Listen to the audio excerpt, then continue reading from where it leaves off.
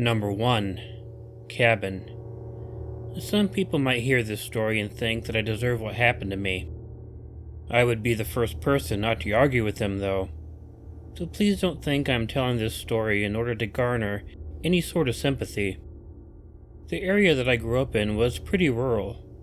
The school buses didn't even come to pick me up for school. My parents had to drive me. That continued until I was a teenager and got my own license and could drive myself. But I enjoyed growing up in a place like that, with so much area to explore, and I explored it a lot of the time. Sometimes it would be with my cousins when they came to visit us, but more often I would just be going out into the forest and hills by myself. There was one thing that I was taught at a very young age, though, when I was out exploring. It was made very clear to me that I wasn't supposed to bother anyone who might be out in the hills. If I came across any hunters or hermits or any buildings or barns or anything, I was not supposed to bother them in any way. My parents told me there could be some really strange people out in the hills, and it was best not to engage with them in any way. I always followed this rule because I actually had some family members who lived very extremely rural lives. This included an uncle of mine who built himself a really small shack out of plywood and lived in it year-round, hunting his own food and stuff like that. I only ever saw him once in a really great while growing up, but he wasn't the kind of guy that you would want to come across in the middle of nowhere.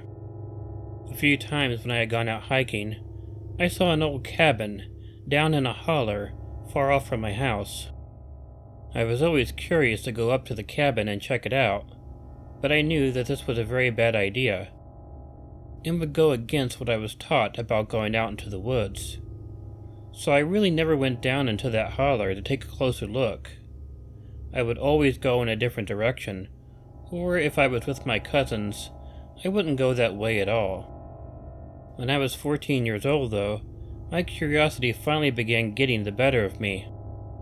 Now, although I didn't set out with a plan to go and check out the cabin on this day, I was hiking out in that direction.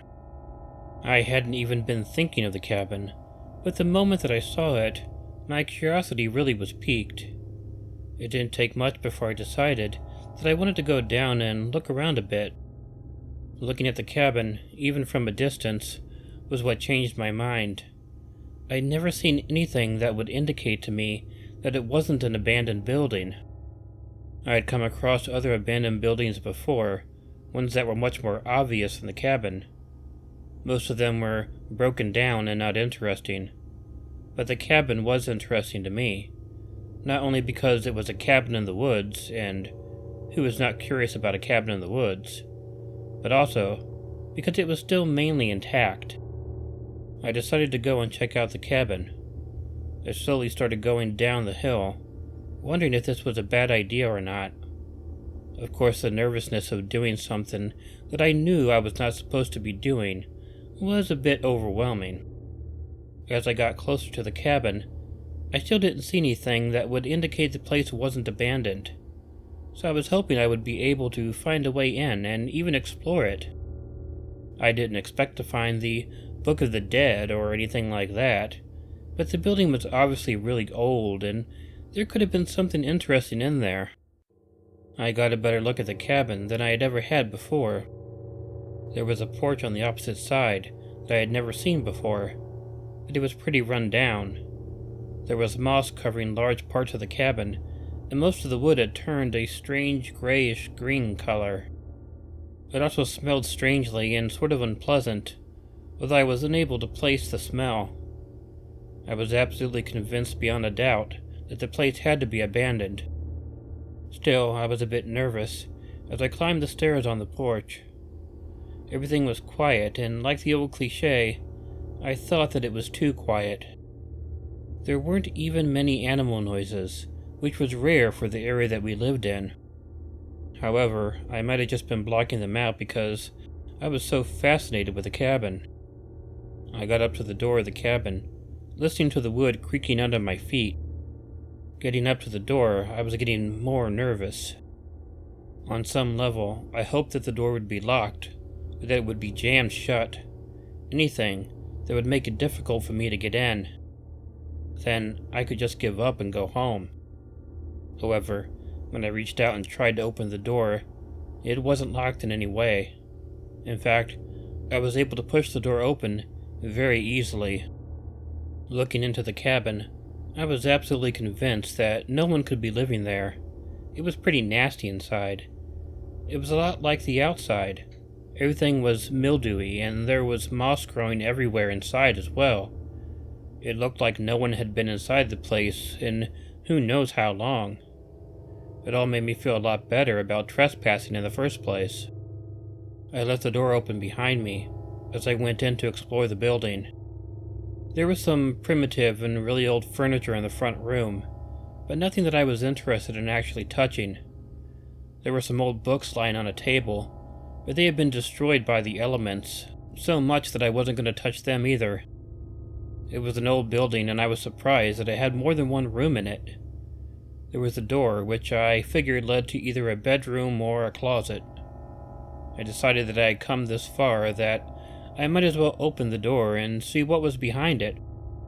I went over to the door and slowly began to open it. When I had it totally pulled open, I noticed that it was a completely different room. It was like a bedroom, having some old furnishings inside of it. They were just as old and decaying as the rest of the cabin, and the furnishings were. That was when I noticed some movement on what was the bed. I hadn't thought that it was possible, and hadn't noticed it at first, but there was someone laying on the bed. They blended in with the moss, decay, and grime, and seemed to be part of the furnishings at first. As he got up, I realized it was an older guy, and that he must have been sleeping on the bed, and my presence in the cabin must have woken him up. He seemed bewildered at first, but that didn't last long. The man started yelling at me in some sort of gibberish. All I could make out were a few words, but they were words that definitely showed me that he wasn't happy with me being there. The man grabbed what looked like a rifle off the floor of the room. I hadn't noticed it lying there either until he grabbed it, but I recognized it right away and knew that I had to get out of the cabin as quickly as possible. "Gonna shoot you," I heard the man shout at me as he was trying to get up off the bed. He mumbled some more stuff, and some of it was about me being in his house, and it showed me how angry the guy was. But terrified, I turned and ran back into the front room of the cabin. Then I ran out the front door of the cabin, leaving the door open behind me. I decided to run a little ways down the holler, and then try to get up the hill from there. As I was going, though, I heard a gunshot go off. I was so terrified by this, I simply fell to the ground. I wasn't hit by anything, but that wasn't enough to keep me from being scared. I looked back and saw the guy standing out by the cabin, but he didn't appear to be chasing me. I had to crawl my ways away, not giving the man another shot at me. And I didn't hear any more shots. That made me believe the guy was only trying to scare me, but I couldn't know for sure. He was pretty decrepit, so he could have just been a really bad shot. I had to get to my feet, but try to keep down too and get up the hill. I was sure that the man was not coming after me, so I felt safer once I had gotten away. I don't know the situation about the cabin. I never went anywhere near the place again, and I always made sure to steer clear of others in the woods.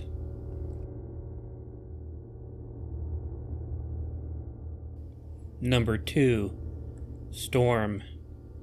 It isn't a very long and probably not a very satisfying story, but it was pretty scary to me when it happened. Hell, it still gives me the chills when I remember it.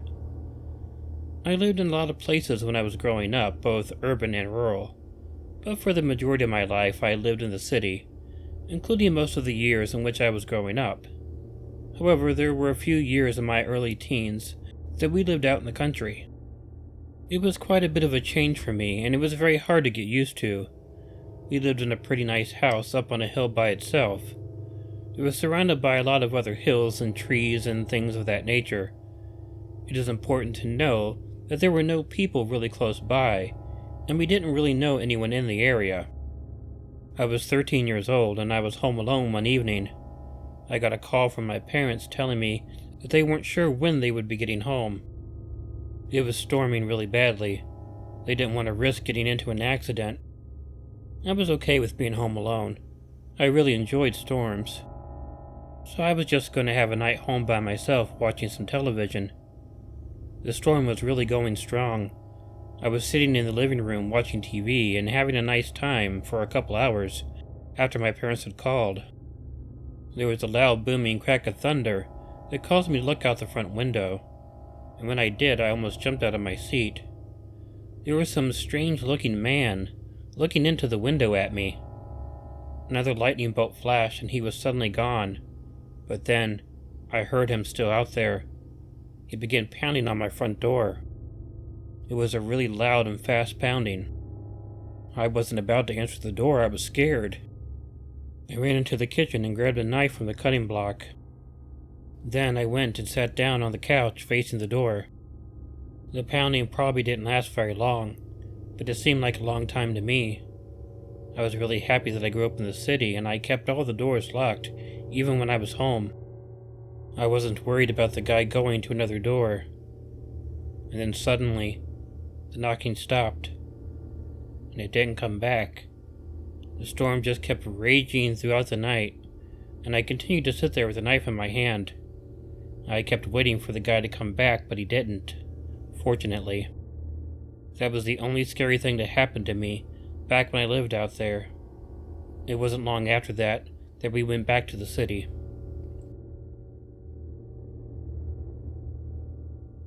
Number 3. Snow Walk.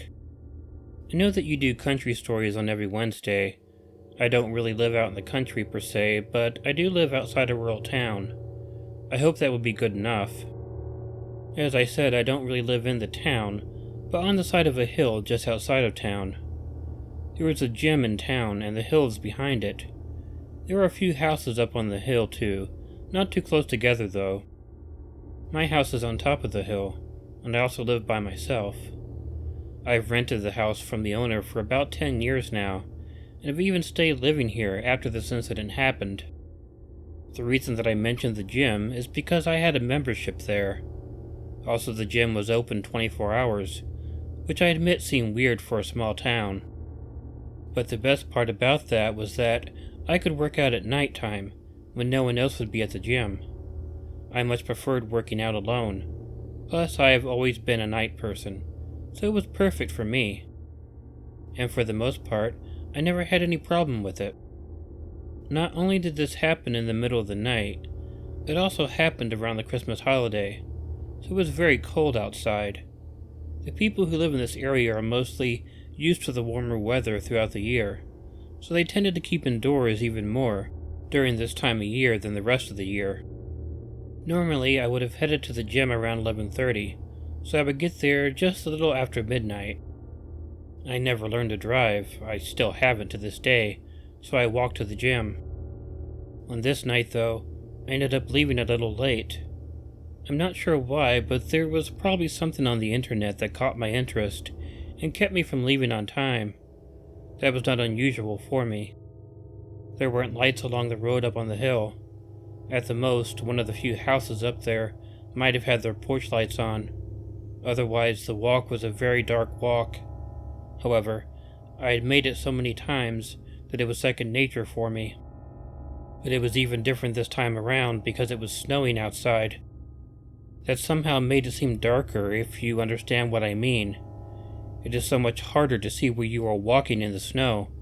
Plus, you have to pay attention to where you are walking more carefully, because you don't want to slip, especially if you are walking downhill. So, it was very cold, very dark, and very quiet outside. I wasn't scared, though. I was quite used to being in the dark, and I knew that no scary things were out there hiding in it. As I walked by the other houses, too, I noticed that no one else was awake this late at night. Not only were all the porch lights off, but the inside lights were all out too. So I didn't have a chance of getting any extra light for seeing my way. After a while, I began hearing some crunching in the snow. It took me a few moments, but then I realized that someone else was walking out there as well. It was unusual, I didn't immediately think anything was wrong about it. There were other people living out there on the hill, so it wasn't inconceivable that someone else was walking out at night. However, it was the first time that I had encountered someone who was. Naturally, I turned to look around. It was no different than hearing any noise that you normally hear and you turn to look at. But I didn't see anyone. I kept walking the whole time and I kept hearing someone else walking, but every time that I turned to see if someone else was out there, I couldn't see anyone. It was too dark outside and the snow was falling way too heavily to see much of anything. I tried not to think much about it. I just kept walking. When going downhill, the first building you come to is the gym. So when I got to the parking lot, I sprinted over to the door. I scanned my card to get in, and then closed the door quickly behind me. As I was closing the door, I noticed someone walking up to the gym. He didn't come all the way up to the door though. He stood out at the very end of my line of sight. It didn't really start getting weird until right around then. The guy out there obviously was not a gym member. He didn't have a card to get in, and he didn't try to get me to let him in. I wouldn't have if he had tried, but other people had tried in the past. But as I was working out, he remained outside of the building. There was lighting outside of the gym, so I was able to see him better than when I was walking, but it didn't reveal much of anything. And all he did was walk back and forth, from one end of the gym to the other, with his hands in his pockets and his hat pulled down to shadow his face. I work out usually for about an hour and a half. First I do 45 minutes of cardio with 10 minutes of cool down, followed by weightlifting. And the reason I mention this is because the man stayed out there for the entire time. Despite the cold and the snow, he didn't leave. The entire time he kept creeping around the building. Hell, I tried drawing out my workout just to give this guy time to leave, but it didn't matter. He kept himself right outside of the place, walking around where I could see him. After the workout, I really didn't know what to do. I took a shower, even though I usually would wait until I got home to do that, but the guy was still out there. I was worried, even if someone else had come into the gym, it wouldn't have helped. I would still have to walk home, and if that person meant me ill will, they would still be out there. I went into one of the tanning rooms, which had heavy wooden doors, and I locked it from the inside. I wasn't sure what I was supposed to do, but I eventually fell asleep in the chair. I awoke when someone was pounding on the door. At first I was terrified, and that didn't ease up when I heard them tell me they were the police. I mean, if someone was trying to get through the door, they would have been able to lie. However, I did go ahead and open the door, and it was the police. Turns out while I was in the tanning room, someone busted open the glass door. They were gone, however, by the time the police showed up. The cameras showed them that it wasn't me, so I didn't get into any trouble. However, they weren't able to tell me who the intruder was, and wanted to know if I saw anything. I had to explain to them what I had seen, which didn't help since I never got a great look at the guy. It got further bad because I was too scared to go out walking at night for a while. I had to adjust my schedule and work out during the day. It was even worse thinking that it might have been someone who lived up on that hill. But unfortunately, I never found out who it was. It made things difficult for quite a while afterward.